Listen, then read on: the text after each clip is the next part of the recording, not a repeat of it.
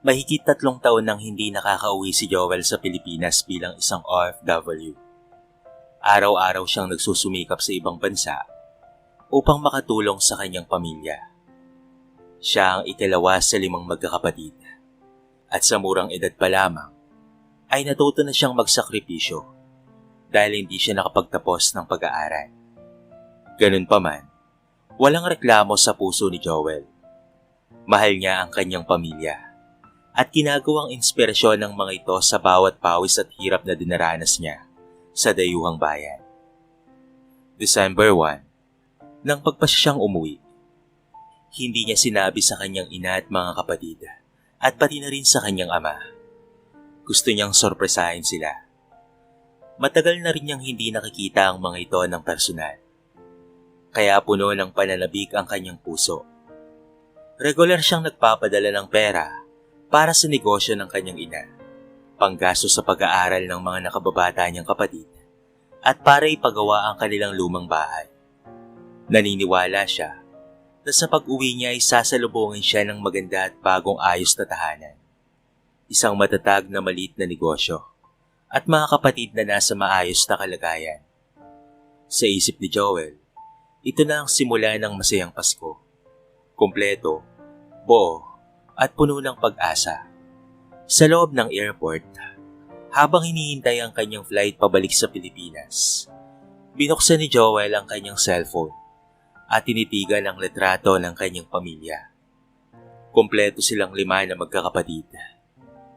Kasama ang kanilang ina at ama. May ngiti si Joel na umabot hanggang tenga. Malapit na, bulong niya sa sarili. Makikita ko na kayo, Nay, Tay, mga kapatid. Salamat sa paghihintay. Makalipas ang ilang oras ng biyahe sa eroplano, sa wakas ay nakarating na si Joel sa Pilipinas. Paglabas pa lamang niya mula sa paliparan, ay naamoy na niya ang preskong simoy ng hangin na matagal na niyang hinahanap-hanap. Sa wakas, ay nakauwi na rin ako, sabi niya sa sarili, habang sumasakay ng taxi. Sa daan, napansin ni Joel ang kaliwat kanang palamuti pang Pasko. Ang mga bahay, kalsada, at pati na rin gusali ay kumukuti-kutitap sa mga ilaw. Magpapasko na talaga at makikita ko ng muli ang pamilya ko. Ito na ata ang pinakamasayang Pasko ko. Wika niya habang nakangiti. Inaasahan niyang ganon din ang kanilang tahanan. Bagong pintura, maayos ang bubong, sari-saring dekorasyon, at marahil merong isang maliit na tindahan na bunga ng padala niyang pera. Patuloy siyang nangangarap. Pinanghahawakan ng pag-asang makikita na niya ang resulta ng kanyang paghihirap. Ilang minuto pa'y nakarating na nga siya sa kanilang bahay. Bumaba siya ng taxi habang hinihila ang kanyang maleta. Pagharap niya, tila may pumitik sa kanyang dibdib. Walang pinagbago ang bahay nila. Walang bagong pintura. Sira pa rin ang ilang bahagi ng dingding at mukhang mas lalo pang napabayaan. Dahil doon ay nanlamig ang katawan ni Joel. Bakit ganito? Bulong niya sa sarili. May bakas ng pagkadismaya at lungkot. Ganun pa man, itinago niya na lamang ang sama ng loob. Narito na siya. Ano man ang dahilan ay kailangan niyang intindihin at alamin. Kumatok siya ng katamtaman. Maya-maya'y bumukas ang pinto. Sumilip ang bunsong kapatid na si Jacob. Si Jacob ay 10 taong gulang pa lamang. Nanlaki ang mga mata nito at biglang sumigaw. Kuya Joel! Nandito si Kuya Joel! Lumukso sa tuwa ang puso ni Joel at agad niyang kinuha ang bisig ng bunsong kapatid. Jacob, ang laki-laki mo na! Nakangiti niyang bati. Sa sigaw ni Jacob, lumabas ang kanilang ina. Kasunod ang iba pang mga kapatid. Sina Kuya Justin, pati na rin si Jessa, at pati na rin si Jaren. Hindi sila makapaniwala nang makita siya. Joel, anak!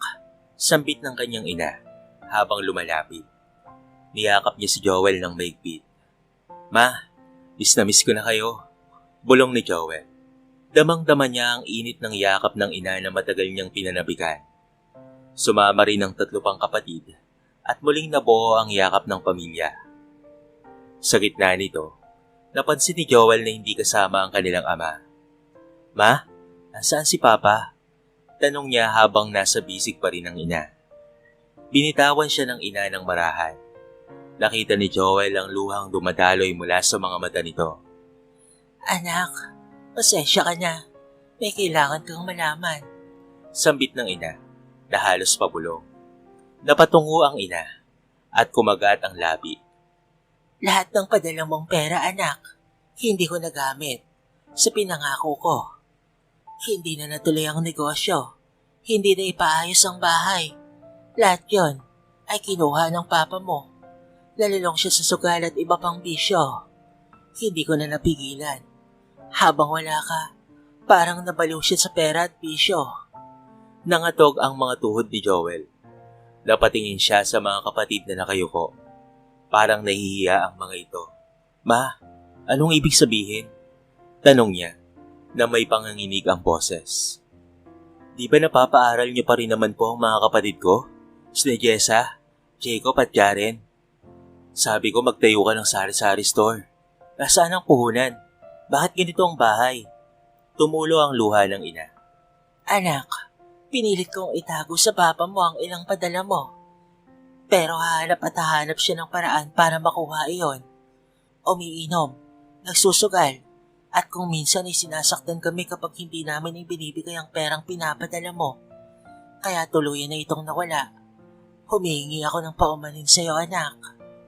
Napaluhod si Joel sa sahig, dala ng mabigat na katotohanan. Diyos ko, bulong niya sa sarili habang siya'y umiiyak.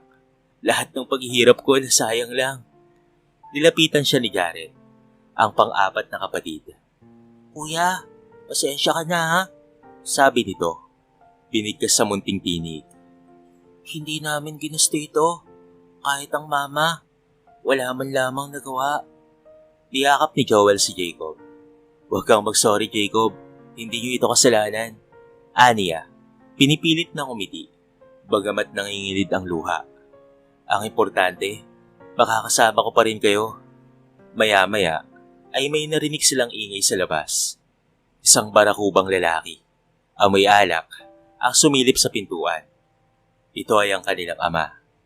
Wala itong kibo na pumasok. Tila nagulat rin nang makita si Joel. Joel, anak! Malakas ang boses ng ama. May bahid na pagkagulat at panlalaki ng mata. Ikaw pala! Nakauwi ka na?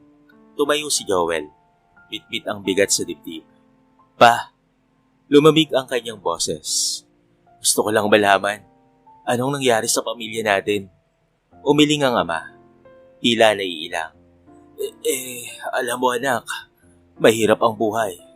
Nahirapan akong maghanap buhay kaya napilitan akong manghiram ng pera. Yung padala mo, naipatalo ko sa sugal. Hindi ko sinasadya anak. Paliwanag nito, na tila palusot. Sumingit ang ina, habang umiiyak. Huwag mong ibintang sa kahirapan ang ginagawa mo. May trabaho si Joel sa ibang bansa. Nagpapakahirap para sa atin. Tapos lahat ng pinaghihirapan niya ay sinunog mo lang sa bisyo. Nagsalubong ang kilay ni Joel. Naninikip ang dibdib niya. Hindi niya akalaing ganito ang madadatnan. Pa, aniya ng mahina, pero matigas ang tinig. Alam mo ba kung gaano kahirap ang trabaho ko sa abroad? Alam mo ba kung ilang Pasko ang hindi ko kayo kasama? Ginawa ko yun para makapagpatayo ka ng maliit na tindahan, para magpagawa ng bahay, at para makapag-aral ang mga kapatid ko. Nasaan na ang lahat ng yun? Nagsimula ng kumayom ang kamao ng ama. Senyales na mainit na ang dugo nito. Wala ka ditong alam, Joel. Anong gusto mong gawin ko? Wala akong trabaho. Kailangan ko ng pera. Di sinubukan kong palaguin sa sugal. Kaso natalo. Sumagot si Joel. Masakit na ang tono. Pa, sinubukan mong palaguin sa sugal ang pera? Hindi sa negosyo at hindi sa malit na tindahan, kung hindi sa sugal? Alam mo ba kung gaano ako nagtiwala sa inyo? Kay mama, sa'yo, at sa ating pamilya. Akala ko'y sabay-sabay tayong uunlad. Sumigaw ang ama. Wala akong pakialam sa sermon mo. Anak lang kita. Ginawa ko ang gusto ko. Hindi mo alam ang hirap rito habang nasa abroad ka. Nanlaki ang mga mata ni Joel. Nasaktan siya sa kanyang narinig. Pa, Ako ang nagpapakahirap ng higit sa 3 taon para lamang may pakain sa inyo. At may pagawa itong bahay. Ikaw pa ang may ganang sabihin na hindi ko alam ang maghirap? Saan ka humuhugot ng lakas ng loob para gamitin ang pinaghirapan ko sa walang kwentang bisyo? Lumapit ang ina sa pagitan ng mag-ama. Tama na, Joel. Tama na pa. Pasko na. Hindi natin kailangan ng gulo. Umiiyak na si Jessa, isa sa mga kapatid. Kuya, huwag na kayong mag-away. Natatakot kami. Ang bunsong si Jacob ay tumatangan sa laylayan ng damit ni Joel habang umiiyak din. Napailing si Joel, hinawakan ng balikat ng ina. Mapasensya na, pero hindi ko mapapalagpas to. Nagsakripisyo ako ng matagal, tapos ganito lang. Mabilis na lumabas ng bahay ang ama. Tila umiwas sa komprontasyon. Umugong ang katahimikan sa loob. Hinagod ni Joel ang likod ng bunsong kapatid. Shh, ayos lang. Nandito na ako. Hindi na ako aalis. May halo ng galit, lungkot at panghihinayang sa dibdib ni Joel. Pero kailangan niyang magpakatatag para sa pamilya. Ma, sambit niya sa ina. Huwag kang mag-alala. Ayusin natin to. Sa abot ng makakaya ko. Gagawa tayo ng paraan. Baka may natira pa akong ipon sa bangko. Matatapos natin to. Umiiyak ang ina, ngunit nakangiti ng kaunti. Anak, hindi ko alam kung ano ang gagawin ko kung wala ka. Pasensya ka na. Hindi ko naprotektahan ang pinagpaguran mo. Tumango si Joel. Hindi mo kasalanan, ma. May pagkukulang rin ako. Dapat mas tinanong ko kayo kung ano lang ang lagay niyo dito. Hindi na bale. Pagkakasama na tayo ngayon. Sa mga sumunod na oras, nag-usap-usap silang magkakapatid at pati na rin ang ina. Inilabas ni Joel ang natitirang pera sa bulsa. Hindi malaki to, pero maaaring magsimula ulit tayo. Ma, ano kaya kung magtayo tayo ng maliit na tindahan? Pero this time, tatago na natin ang pera at kita mula kay Papa hanggat hindi siya nagbabago. Nagkatinginan ang mga kapatid. Si Justin, ang nakatatandang kapatid ni Joel, ay sumang-ayon. Tol, tutulungan kitang maghanap ng supply. Kaya ko ring tumulong magbenta. Oo nga, kuya. Sambit ni Jessa. Hindi ako sanay, pero matututo ako para makaambag. Nakangiti rin si Jacob. Kuya, pwede akong tumulong magbantay at magbalot ng paninda. Naluluha ulit ang ina. Salamat mga anak. Kung ganyan ang pagkakaisa natin, makakabangon talaga tayo. Tumahimik sandali si Joel. Iniisip ang ama. Hindi niya maiwasang maawa. Pasko na, at anuman ang mangyari, ama pa rin niya ito. Ma, sana magbago na si Papa. Hindi ko alam kung mapapatawad ko siya kaagad. Pero kung handa siyang magbago, handa akong makinig. Ilang oras ang lumipas, ginabi na sila sa kwentuhan. Balak at plano. Simpleng hapunan ang kanilang pinagsaluhan. Hindi masagana ang mesa, pero ramdam ni Joel ang init ng pamilya. Ang diwa ng Pasko ay nasa pagmamahalan, hindi sa kayamanan. Pagsapit ng hating gabi, biglang may kumatok sa pinto. Pagbukas ni Joel, nandoon ang kanyang ama. Nakatungo ang ulo at halatang nahimasmasan na. Anak, pasensya ka na ha. Mahina ang boses nito. Hindi ko alam ang pumasok sa ulo ko. Siguro na humaling ako. Pasensya ka na kung nasayang ko ang pinaghirapan mo. Handa akong tanggapin kung ayaw mo na sa akin. Napatingin si Joel sa kanyang ina, mga kapatid, at pabalik sa ama. Sariwa pa ang sugat sa puso niya. Ngunit alam niyang hindi makakatulong ang galit. Pa, may hinaong sabi niya. Ayokong itakwil ka. Ikaw pa rin ang tatay ko. Pero kailangan mong patunayan na kaya mong magbago. Hindi ito madali, pero gagawin natin. Tumulo ang luha ng ama. Salamat anak. Hindi ko na uulitin. Maghahanap ako ng trabaho. Magbabago na ako. Humakbang siya papasok at nilapitan si Jacob. Hinaplos ang buhok nito. Bunso, patawarin mo si Papa ha. Tumango ang bata at umiyak rin. Opo, Papa. Naglapit silang lahat. Marahan. Lumapit ang ina at niyakap ang asawa. Tandaan mo, mahal. Pamilya mo kami. Huwag mo nang sayangin pa ang tiwala ng mga anak mo. Niyakap ni Joel ang kanyang ina at pati na rin mga kapatid. Itinapat niya ang tingin sa ama. Matigas pero may pag-asa. Pasko ngayon, gawin nating bagong simula ito. Hindi madali ang magpatawad pero subukan kong patawarin ka pa. Nakahinga ng maluwag ang lahat. Kahit hindi marangya ang paligid, kahit walang magagarang dekorasyon ng masaganang buhay, naroon ang diwa ng Pasko, pag-ibig at pagpapatawad, at pati na rin pag-asa. Nagtulong silang magkakasama sa loob ng maliit na bahay na wala mang bago, ay puno naman ng pangako at kapayapaan. Kinabukasan, maagang gumising si Joel. Tinignan niya ang paligid. Walang pinagbago ang bahay, ngunit may malaking pagbabago sa kanyang puso. Kaya natin to, bulong niya sa sarili. Basta't sama-sama at nagtutulungan, makakabangon tayo. At sa loob ng munting tahanan, kasabay ng pagsikat ng araw ng Disyembre, tinanim ni Joel ang bagong pag-asa sa kanyang pamilya. Isang panata na magiging mas maayos sa susunod na mga araw. At sa tulong ng kanilang pagkakaisa, pangarap niyang tuluyan nilang makamit ang tagumpay na nararapat para sa kanilang lahat. Kinabukasan, maagang gumising si Joel. Bago pa sumikat ang araw, abala na siya sa paghahanda ng agahan. Binuksan niya ang bintana at sinalubong ang unang sinag ng araw na nagpapasigla sa kanyang puso. Gising na, Mama, sabi niya habang tinutok ang kanyang tawanan sa ina. Agad namang sumagot ang kanyang ina. Salamat anak, tara. Simulan na natin ang araw. Sa kusina, masipag na hinahalo ni Joel ang itlog at nagprito ng sinangag. Mama, gusto mo ba ng kape? Tanong niya habang inilalagay ang mga nilutong pagkain sa mesa. Oo anak, salamat sa pagtulong mo. Tugon ng ina habang lumalapit upang magbigay ng suporta. Mahalaga sa akin na maging maayos ang umaga natin ngayon. Nagkausap pa sila habang sabay nilang inihain ang agahan. Napansin ko medyo napapanatag na ang loob mo mula nang makauwi ako. Sabi ni Joel habang sila ay kumakain. Hindi ka na natatakot, tama ba? Oo anak, minsan lang talaga ako natatakot.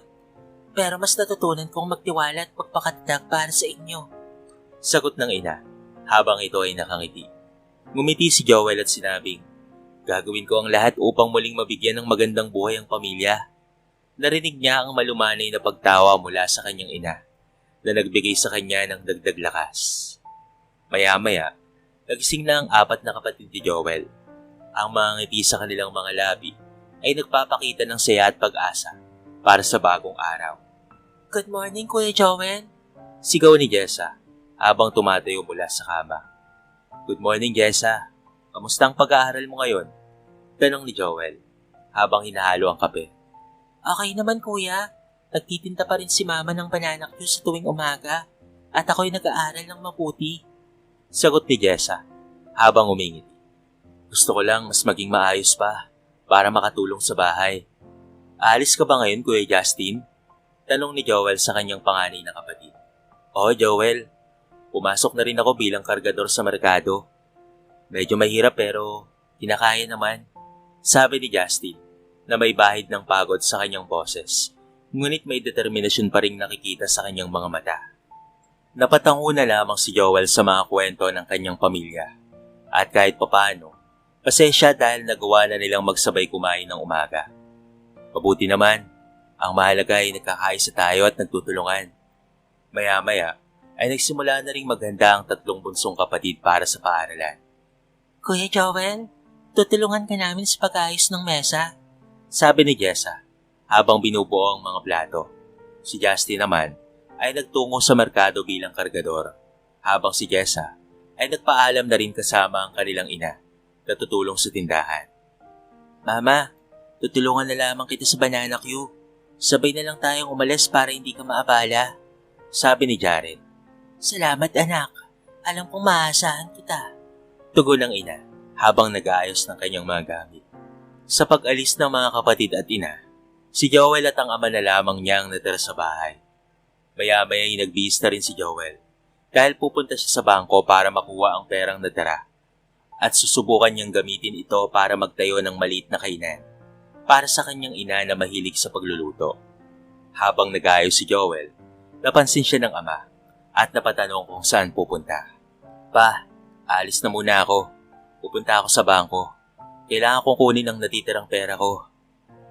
Alam mo anak, sabi ng ama, gusto kong sumama sa'yo. Baka makatulong ako. Tumayo si Joel at pinagmasdan ng ama. Pasalamat pero kaya ko na. Pero kung gusto mo, sige sumama ka na lang sa akin. Tumango ang ama at sumang-ayon na sumama. Sige anak, sasama ako. Umawat ang ngiti ng ama at nagsimula ng magayos ng kanyang sarili. Handa na ako, tara na. Ilang minuto silang nasa bangko at nakipag-usap sa teller. Pari po ba akong makakuha ng natitirang pera? Tanong ni Joel. Oo naman sir. Anong account name nyo? Tanong ng teller. Ako po si Joel Santos. Sagot ni Joel habang ibinibigay ang kanyang ID. Matapos ang ilang minuto, nakuha na ni Joel ang natitirang pera. Narito na po. Tamang-tama, may natira pa tayong pera pa. Sabi niya habang hawak ang pitaka. Nasa labas na sila at bumili muna ng mga pagkain para sa bahay. Bumili tayo ng gulay at karne anak para sa hapunan. Suwestyon ng ama. Magandang ideya yan pa. Tara na, tugon ni Joel habang naglalakad sila papunta sa grocery. Pagkatapos makabili, nagsimula na silang maglakad papunta sa tahimik na lugar upang kumain ng tanghalian. Habang naglalakad, biglang may lumapit na motorsiklo na may 2 armadong lalaki. Hindi nakagalaw si Joel at puno ng takot. Maya-maya ay nagsalita ang 2 lalaki. Kailangan mo lang bayaran ang utang mo, Rolando.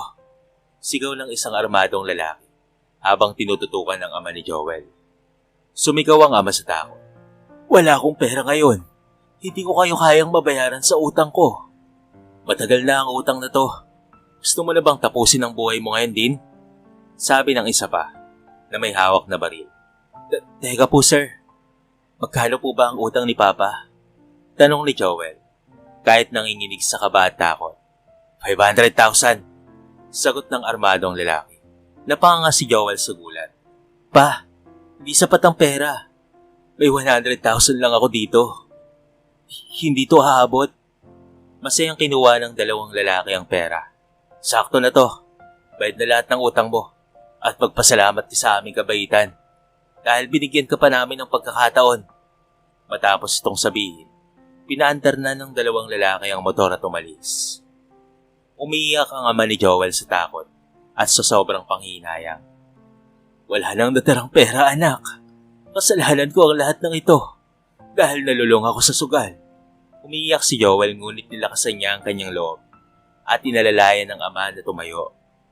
Kahit papaano may nagawa tayo, pero paano lang mga kailangan pa natin? Pasensya ka na anak. Hindi ko na alam kung ano ang gagawin ko. Sagot ng ama habang pinapahid ang luha sa kanyang pisngi. Matamlay na umuwi ang ama sa bahay. Puno ng hiya at lungkot. Niyakap ni Joel ang kanyang ama at humingi ito ng tawad. Pasensya ka na talaga anak. Hindi ko na alam kung ano ang gagawin ko. Saglit nagulat si Joel sa ginawa ng ama. Ngunit tinugunan niya pa rin ang yakap nito at sinabi, ang importante, hindi tayo binaril ng 2 armadong lalaki at walang nagawang masama. Kahit ang totoo ay masakit sa kanyang loob. Dali-daling ibinigay ang natirang pera ni Joel at ngayon ay wala na kahit piso. Mukhang ito na ang simula ng matinding paghihirap ng pamilya ni Joel. Hapon na nang umuwi ang ina at pati na rin mga kapatid ni Joel. Ipinalita niya sa kanila ang totoong nangyari. Mama, may nangyaring masama kanina. May 2 lalaki na humingi ng pera kay Papa. Nakayuko lamang ang ama at tila nahihiya. Niyakap ang ina at niyakap ang anak na si Joel. Pasensya na anak. Hindi ko na alam kung anong gagawin ko. Sobrang nahihiya na ako. Pinaghirapan mo ang lahat ng iyon. Tapos dahil sa akin ay mawawala lamang. Hindi na matutuloy pa ang plano nila sana. Excited pa sana ang lahat, ngunit wala silang magagawa kung hindi ang tanggapin ito. Lumipas ang mga araw at iniisip na lamang ni Joel na mag-apply ng trabaho dito sa Pilipinas. Dahil nga wala sa work background ni Joel na makapagtrabaho ng abroad, mabilis siyang nakahanap ng trabaho bilang shop assistant sa isang kilalang kumpanya. Sikat ang produkto ng kumpanyang ito, Kaya baka dito na natin simulan ang pagbabagong muli, sabi ni Joel sa kanyang sarili habang inihihain ang hapunan. At dahil tanggap si Joel, bumili siya ng ulam at ito ay pinagsaluhan nila sa hapunan. Natanggap na ako sa trabaho, ma, pa. Baka ito na ang bagong simula natin. Anunsyo niya sa kanyang pamilya na may ngiti sa mga labi. Dahil sa anunsyo, sobrang saya ng lahat. May pag-asa at tuwa para kay Joel. Mabuti naman kung ganun, kuya. Mas magiging maayos na ang buhay natin ngayon, sabi ni Jaren habang ito ay ngumingiti. Sobrang saya ng lahat na para bang nakalimutan ng lahat ng problema sa buhay. Puno ng tawa at kwentuhan ng hapunan. Ngunit isa lamang ang napansin niyang kakaiba. Si Jessa, ang pangatlo at nag-iisang babae sa 5 magkakapatid. Wala itong emosyon at tahimik lamang na kumakain. Minsan, tila tulala ito at parang may malaking problema. Jessa, may problema ba? Tanong ni Joel habang nakatingin sa kapatid. Nagulat si Jessa at tila nagising mula sa mahabang pag-iisip. Wala kuya, ayos lang ako. Sagot nito, ngunit hindi kampante si Joel. Muling tinanong ni Joel, Jessa, talaga bang okay ka lang? May gusto ka bang ikwento? Sumabat naman si Justin, ang panganay na anak, na kanina pa rin napapansin si Jessa na tulala. Kanina pa kita napapansin, Jessa, na parang may binubulong. May kailangan ka bang tulong? Natahimik ang buong pamilya habang nag-aalala sa iniintay na isasagot ni Jessa. Lalo na ang ina na nag-aalala para sa kanyang nag-iisang babaeng anak. Kung may kailangan kang sabihin, anak, nandito lang kami para sa'yo. Dagdag pa ng ina habang dahan-dahang lumapit kay Jessa. Tahimik lamang si Jessa at nagdadalawang isip sa sasabihin. Maya-maya pa, bigla na lamang tinakpan ni Jessa ang kanyang mukha at tumagulgol ng iyak. Sorry, pasensya na, lalo na sa'yo Kuya Joel. Sabi niya habang humihigpit. Mabilis na tumayo ang ina at niyakap ang anak para pakalmahin. Jessa, anong nangyari? Sabihin mo sa amin. Maya-maya ay sinabi ni Jessa ang salitang, Sorry, lalo na sa'yo Kuya Joel. Kunot-noa naman si Joel at tinanong kung bakit nagsusorry si Jessa. Jessa, bakit ka nagsusorry? Ano bang mali? Sa gitna ng paghikbi, inamin ni Jessa na buntis siya. Buntis pa ako. Sabi niya habang umiiyak. Natigilan si Joel at napakuyom na lamang. Paano to nangyari, Jessa? Hindi ko sinasadya, kuya. Si Kian, classmate ko. Siya ang ama ng bata. Sagot ni Jessa. Napapikit si Justin habang si Joel naman ay hindi makangiti. Kian, siya pala ang classmate mo? Tanong ni Justin na may bahid na panghinayang. Oo, kuya. Hindi ko alam kung paano ko harapin ang lahat. Sabi ni Jessa habang humahagulgol. Natahimik ang buong pamilya at hindi makapaniwala sa narinig. Napakuyom na lamang si Joel at hindi alam ang ire-react at sasabihin. Napalingon si Joel sa kanyang ina na umiiyak at nagdadalawang isip. Paano mo nagawa yan? Hindi mo naman iniisip ang magiging kinabukasan mo. Bata ka pa. Kuya, hindi ko sinasadya. Hindi ko rin alam kung paano harapin to. Paulit-ulit na sabi ni Jessa habang patuloy na umiiyak. Paulit na ulit na humingi ng tawad si Jessa. Kaya hindi na napigilan pa ni Joel at sumigaw na ito sa galit. Ang bata-bata mo pa, Jessa. Nagsusumikap ako para mabigyan kayo ng magandang buhay. Sa punto na ito, dito na nailabas ni Joel ang kanyang galit. Pagod na akong magtiis sa mga problema nyo. Ayoko na sa pamilyang to. Sumusuko na ako. Puro lang problema. Araw-araw ay may bagong pagsubok at hindi natin nasusolusyonan. Umiiyak na sabi ni Joel at lumabas ng bahay. Hindi na alam ang gagawin. Puno na siya ng problema ng pamilya at tinaan na lamang niya sa iyak ang lahat. Matapos umalis ni Joel, tumigil ang lahat sa kanilang ginagawa. Ang ina ay patuloy na umiiyak, habang si Jessa ay humingi pa rin ng tawad. Si Justin naman ay tila nawala ng pag-asa. Ang ama ni Joel ay nakaupo sa sala, bumabalik tanaw sa kanyang mga pagkakamali. Paano ko nasayang ang lahat ng pinaghirapan niyo? Pulong niya sa sarili.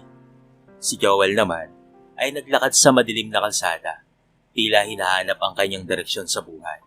Bakit ganito ang nangyayari? Gaano pa ba ako magsusumika para sa pamilya kung hindi naman nakikita ang pagbabago? Tanong niya sa sarili. Sa kabilang banda, ang ina ay napag-isipan na magpakatatag para sa kanyang mga anak. Kailangan kong maging matatag para sa kanila. Hindi ako papayag na masira ang pamilya namin dahil sa mga pagkakamali ng isa. Pero paano? Naubos na ang lakas ko. Sabi niya habang pinupukpok ang leeg na tuyo sa pangungulila. Habang naglalakad si Joel, napagpasyahan niyang huminto sa isang tahimik na parke upang mag-isip-isip. Umupo siya sa isang upuang kahoy at iniisip ang lahat ng nangyari. Ano lang ang susunod kong gagawin? Kailangan kong tulungan ang pamilya ko pero paano? Biglang may lumapit na matandang lalaki at naupo sa kanyang tabi. Mukhang malalim ata ang iniisip mo, binata. Sabi ng matanda na may malumanay na tinig. Oo po. Hindi ko alam kung paano ko pong haharapin ang lahat ng ito. Tugon ni Joel habang tumititig sa mata ng matanda. Naisip mo na bang maghanap ng tulong? Maraming paraan para malampasan ang mga pagsubok. Payo ng matanda. Pero paano po? Hindi ko na po talaga kaya. Ang lahat ng ginagawa ko ay tila walang kabuluhan. Sabi ni Joel na puno ng pagod. Ang tunay na lakas ay hindi nasusukat sa dami ng problema, kung hindi sa paraan ng pagharap sa mga ito. Sagot ng matanda habang nakangiti. Napaisip si Joel sa sinabi ng matanda. Siguro nga'y kailangan kong magpatuloy at hindi sumuko. Oo, binata. Ang bawat araw ay bagong pagkakataon para sa pagbabago. Dagdag ng matanda bago siya umalis. Lumakad si Joel pabalik sa bahay na mayroong kaunting pag-asa. Pagdating niya, nakita niyang nakatayo pa rin ang kanyang pamilya sa sala. Naghihintay sa kanya. Kuya, anong ginawa mo? Tanong ni Jessa habang pinupuntarya si Joel. Nag-isip lang ako, Jessa. Siguro kailangan nating magkaisa at magtulungan para malampasan ang lahat ng ito. Sagot ni Joel habang unti-unting humihinga. Niyakap niya ang kanyang ina at ama. Magkakaroon tayo ng mas magandang araw. Hindi tayo susuko. Nang makita ang determinasyon sa mukha ni Joel, napawi ang takot at pag-aalala ng kanyang pamilya. Tama ka, Joel. Sama-sama tayo. Sabi ng ina habang niyakap ang kanyang mga anak. Sa mga sumunod na araw, nagsikap si Joel sa kanyang trabaho bilang shop assistant. Bagamat mahirap, pinakita niya ang kanyang dedikasyon at sipag. Good morning po. Ano po ang may tutulong ko sa inyo? Bati niya sa mga customer. Magandang umaga, Joel. May order na kami para sa aming tindahan. Sabi ng manager niya habang nagbibigay ng mga instruction. Habang lumilipas ang mga linggo, unti-unting nakabawi si Joel at nakilala siya sa kanyang pagiging masipag at maaasahan. Salamat, Joel. Malaking tulong ka sa amin. Puri ng kanyang manager. Dahil dito, nagkaroon ng dagdag na kita si Joel na unti-unting nakatulong sa kanilang pamilya. Kuya, napansin namin ang sipag mo. Salamat sa lahat. Sabi ni Jaren habang nagtutulungan sila sa bahay. Ngunit hindi pa rin nakalimot si Joel sa mga problema ng pamilya. Alam kong marami pa tayong dapat na pagdaanan, pero sa tulong ng bawat isa, malalampasan natin ito. Sabi niya sa kanyang mga kapatid. Isang gabi, habang nagkakwentuhan ng pamilya sa hapagkainan, napansin ni Joel na muling tahimik si Jessa. Huwag ka nang mag-alala, Jessa. Tutulungan ka namin. Sabi ni Joel. Hindi ko na kayang itago pa ang kalungkutan at panghihinayang, kuya. Kailangan kong harapin ito. Sabi ni Jessa habang tumayo at lumapit sa kanilang mesa. Naiintindihan kita, Jessa. Hinaplos ang balikat ng kapatid. Kailangan ko nang magsimula na rin. Hindi ko na kayang pabayaan ito at gagawin ko ang makakaya ko para ako ay maging maputing ina ng bata. Anwal ni Jessa habang nakatingin sa mga mata ng kanyang pamilya. Okay, Jess. Sama-sama tayo. Hanapan natin ang solusyon. Sabi ni Justin na may determinasyon. Sinabi pa ni Joel na gusto niyang makilala at makita ang ama ng bata. Gusto niyang makausap at mapag-usapan ang plano nito sa bata. Dumating nga ang araw at nagtungo ang binatang si Kian na ama ng batang daladala ni Jessa. Nag-usap sila about sa futures at laking tuwa naman ni Joel na may magandang plano rin pala ang binata. At matapang itong magpapakaama sa bata. Kahit papaano ay naibsan ang problemang dinadala ni Joel.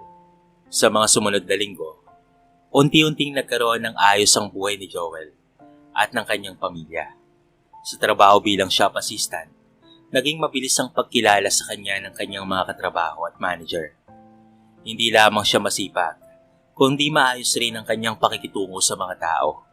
Palagi siyang may ngiti sa labi. Kahit alam niyang maraming problema ang naghihintay sa kanya sa bahay.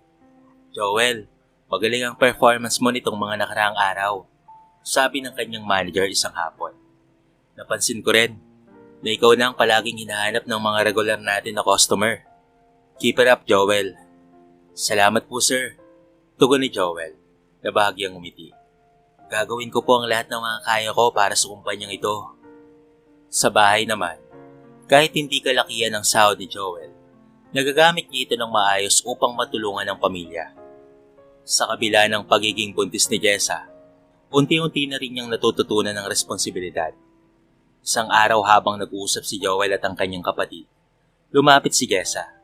Kuya, salamat sa lahat. Sabi ni Jessa habang nakatingin sa kuya niya. Alam kong nahihirapan ka na, pero gusto ko lang naman na malaman mo. Sinusubukan ko ring magbago para sa magiging anak ko. Tumingin si Joel sa kapatid at marahang umiti. "Jessa, hindi ako galit sa'yo. Alam ko namang magkakamali tayong mga tao. Basta siguraduhin mong aalagaan mo ang sarili mo at ang magiging anak mo. Narito lang ako para sa'yo." Oo kuya, pangako.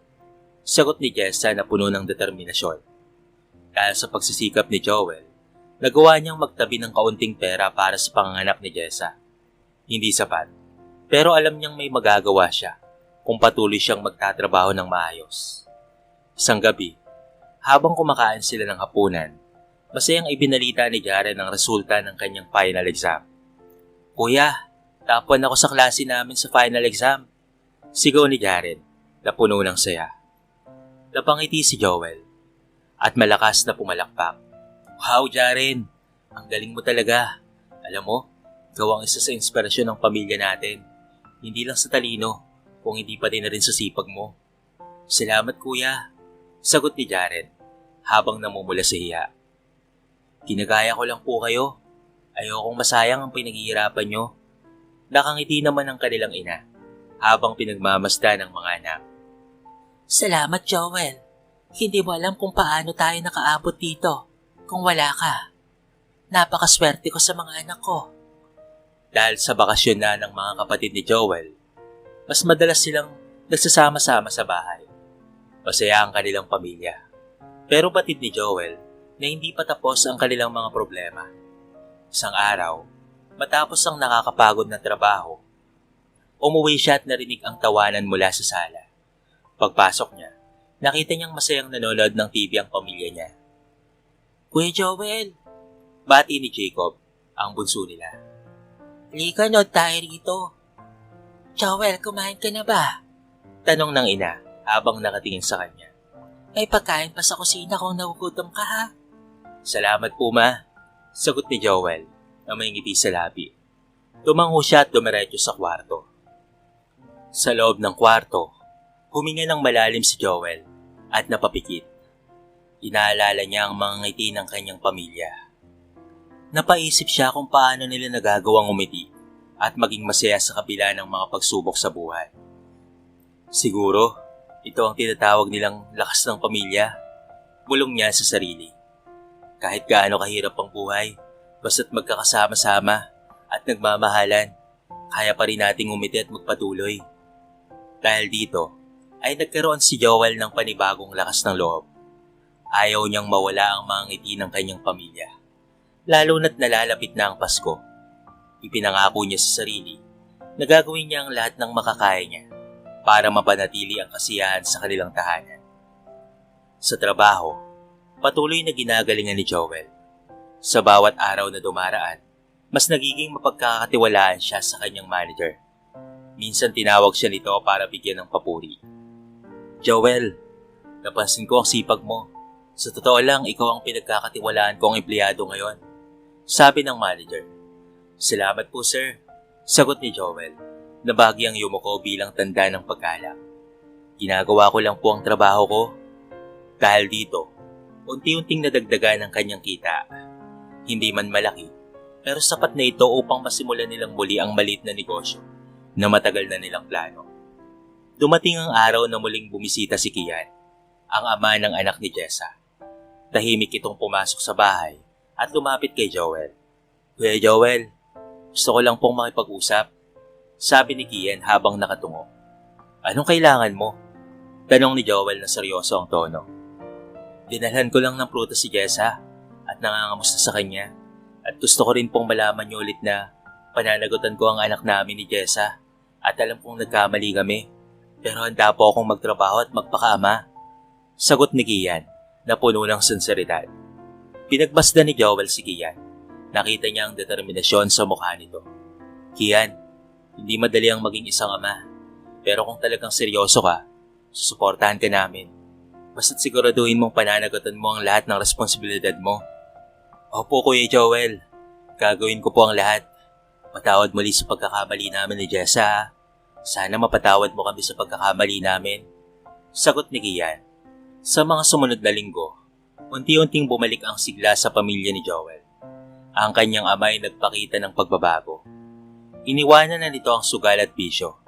Ang mga kapatid naman niya ay mas lalong naging masipag at matulungin.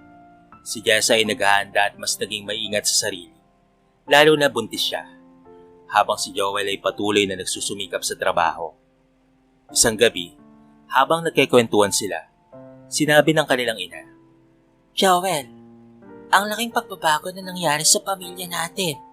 Salamat sa tiyaga mo. Napakalaking inspirasyon ka sa amin. Ngumiti si Joel at tumingin sa paligid.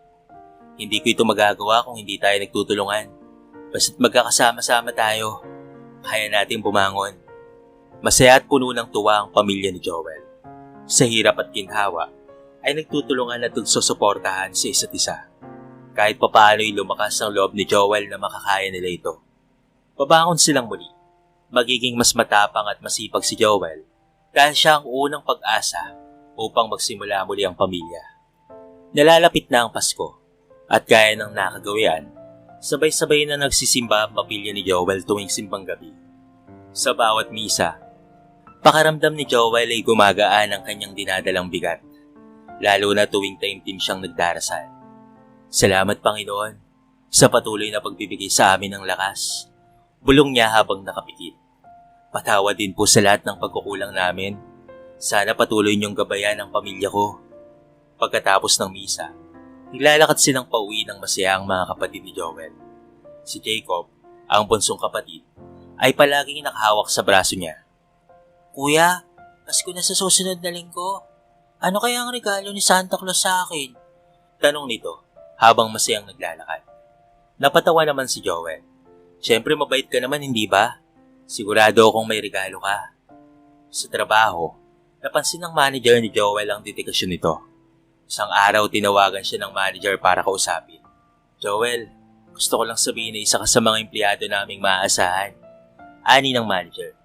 At dahil Pasko na rin, nais kong bigyan ka ng bonus para makatulong ka sa pamilya mo. Nanlaki ang mga mata ni Joel sa tuwa. Salamat po sir. Napakalaking tulong po nito sa amin. Deserve mo ito, Joel. Ituloy mo lamang ang pagiging masipag mo. Sagot ng manager habang iniabot ang sobrang may laman. Nang ibinalita ni Joel ang bolo sa pamilya, halos mapatalon sa tuwa ang kanyang ina. Anak, malaking bagay ito. May maihahanda tayo sa wakas kahit papaano. Opo ma, magiging mas masaya po ang Pasko natin. Sagot ni Joel habang iniabot ang sobrang bonus sa ina. Dumating ang bisperas ng Pasko, 8:00 ng gabi. Nasa simbahan na ang buong pamilya para sa huling gabi ng simbang gabi. Habang nagdarasal, napansin ni Joel na lahat sila ay nakapikit na taimtim na nagdarasal. Napuno siya ng pasasalamat. Lord, bulong ni Joel, salamat po sa lahat ng biyayang natanggap namin, Panginoon. Alam ko pong hindi perpekto ang pamilya namin, pero salamat po dahil kahit may mga problema, narito pa rin po kami at nagmamahalan. Dahil po yun sa inyo, Panginoon. Matapos ang misa, nag-uwian na ang mga tao at ganoon rin ang pamilya ni Joel. Sa kanilang bahay, inayos ng kanyang ina ang maliit na handa. Bagamat simple, Puno pa rin ng saya ang bawat isa. Halina't mga anak, kompleto tayo ngayon. Kaya espesyal ang gabing ito. Ani ng ina habang inaayos ang mesa. Habang nauupo na ang pamilya sa hapagkainan, isang malalim na buntong hininga ang pinakawala ni Joel. Tinitignan niya ang bawat miyembro ng kanyang pamilya. Ang ina, ang mga kapatid, at ang kanyang ama. Napangiti siya. Sa kabila ng lahat ng hirap, ito ang pinapangarap niyang Pasko. Bago tayo kumain, magdasal muna tayo, sabi ni Joel. Siya ang nanguna sa dasal, at lahat ay tahimik na nakapikit. Lord, salamat po sa gabay at proteksyon sa aming pamilya. Kahit maraming pagsubok, hindi niyo kami pinapabayaan. Patawarin niyo po kami sa aming mga pagkakamali, Panginoon. At naway maging mas mabuting pamilya kami sa mga susunod na taon. Salamat po. Salamat po sa Pasko na puno ng pagmamahalan. Pagkatapos ng dasal, nagsimula silang kumain. Habang kumakain, nagsalita si Joel. Ma, mga kapatid, salamat sa inyo. Ani ni Joel na may bahagyang pangingilid ng luha. Kahit na ang dami nating pinagdaanan, ang dami kong pagkukulang, hindi niyo ako pinabayaan. Salamat kasi natupad ang pangarap ko na magkasama-sama tayo ngayong araw ng Pasko. Tumigil ang lahat sa pagkain at napatingin kay Joel. Umiyak na ang kanyang ina. Joel, wala kang kailangang pakuhin. Napakabuti mong anak. Mahal na mahal ka namin. Lumapit ang ina at niyakap si Joel ng maigpit. Sumunod si Jacob, Jessa, Jared, at pati na rin si Justin. Niyakap nila si Joel na parang hindi nabibitaw. Napansin ni Joel na hindi sumali ang kanilang ama, kaya iniabot niya ang kamay nito. Pali ka po, yaya ni Joel. Umiiyak ang ama at niyakap ang anak. Anak, patawarin mo ko. Ang dami kong nasayang na pagkakataon. Pangako, hindi ko na ulitin ang mga pagkakamali ko. Ngumiti si Joel. Pa, naasahan ko na po yan. Magbabago na po ang lahat. Pagkatapos ng emosyonal na tagpong iyon, nagbalik sila sa pagkainan. Biglang tumayo si Justin, ang panganay na anak, at may iniabot na papel. Ma, pa, i-surprise po ako, sabi ni Justin habang iniabot ang certificate. Graduate na po ako sa vocational course. Nagulat ang lahat. Anak, totoo ba ito? Bakit hindi mo sa amin sinabi na nag-aaral ka pala? Tanong ng ina habang umiiyak sa tuwa. Opo ma, hindi ko sinabi kasi gusto ko kayong sorpresahin. May plano rin po akong mag-apply abroad para makatulong sa inyo lalo na kay Joel. Napaluha si Joel. Kuya, ang galing mo. Hindi ko alam na may ganito ka palang plano. Salamat at hindi mo kami pinapabayaan. Pagkatapos ng masayang anunsyo ni Justin, narinig nila ang countdown mula sa mga tao sa labas. Lumabas silang lahat upang makisali. Nag-countdown ng 10. At pagkatapos ay sabay-sabay silang nagsigawan ng Merry Christmas. Kasabay noon ang pagsabog ng makukulay na fireworks. Habang pinagmamasdan ni Joel ang paputok, napaluha siya. Lord, salamat po. Bulong niya habang nakatingala sa langit. Kahit gaano kahirap ang mga pinagdaanan namin, hindi niyo kami pinapabayaan. Salamat po sa pagmamahala ng pamilya ko. Ito po ang pangarap kong Pasko, Panginoon. Habang yakap-yakap ng pamilya, naramdaman ni Joel na sa kabila ng mga problema, ang pagmamahal at pagtutulungan ng tunay na diwa ng Pasko. Buo at masaya silang magpapasimula ng bagong taon na puno ng pag-asa. Pagkatapos ng Pasko at bagong taon, tila unti-unting bumuti na ang lahat sa buhay ni Joel at pati na rin ang kanyang pamilya. Ang dating puno ng problema at pagsubok na tahanan ay napalitan ng kasiyahan, pagtutulungan at pag-asa. Si Joel ay nananatiling masipag sa kanyang trabaho sa Pilipinas at lalong napansin ang kanyang dedikasyon, lalo na ang kanyang determinasyon. Hindi nagtagal, na-promote siya bilang assistant supervisor. Joel, deserve mo ang promotion na ito, ani ng kanyang manager, nang ibalita ang magandang balita. Patuloy mong ipakita ang sipag at malasakit mo sa trabaho. Maraming salamat po sir, sagot ni Joel na may malapad ng ngiti. Mas lalo ko pong pagbubutihan. Habang si Joel ay nagtatagumpay sa trabaho, si Justin naman ay masigasig sa paghahanap ng mga racket para siya ay makaipon. Nagtrabaho siya bilang delivery rider at extra sa isang construction site. Joel, mag-iipon na ako para makabalik ka na rin sa abroad, sabi ni Justin, isang gabi habang nag-uusap sila. Salamat Kuya Justin, sagot ni Joel. Hindi mo alam kung gaano kalaki ang tulong mo. Pangako, sabay tayong babangon para sa pamilya.